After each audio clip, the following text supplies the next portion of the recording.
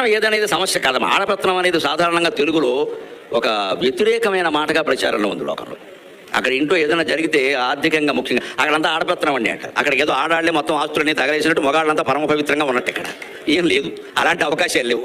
రకరకాల దుర్వ్యసనాల పాలే ఆస్తులు తగలేసిన వాళ్ళు మొగాళ్ళే. నిజానికి కావాలంటే ఆడవాళ్లే ఆస్తులు ఇంకా నిలబెట్టారు, కాపాడారు. ఖచ్చితంగా సందేహమే లేదు. ఏమో నేనేం పక్షపాతం చెప్పట్లే. నేను పంచాయతీ ఎన్నికల్లో మున్సిపల్ ఎన్నికల్లో పోటీ చేయట్లా.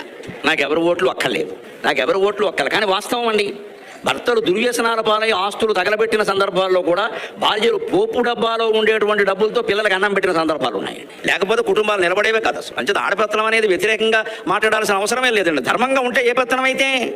పైగా మనుస్మృతి అని ఇందాక ప్రసక్తి వచ్చిందిగా. మనుస్మృతి గురించి ఏమిటో వ్యతిరేకంగా మాట్లాడతారు. మనుస్మృతిలో తాళం చెవులు ఆడదానికి ఇమ్మని చెప్పాడు స్పష్టంగా. ఆర్థిక విషయాలు మగాళ్ళు నోరు మూసుకొని ఆడడానికి ఇమ్మని చెప్పాడు. ఎందుకు ఇవ్వాలండి అనేది కూడా చర్చించాడు. ఎందుకు ఇవ్వాలి అంటే, అయ్యా ఇళ్ళకి ఇప్పుడు ఇంట్లో నలుగురు ఉంటే వంట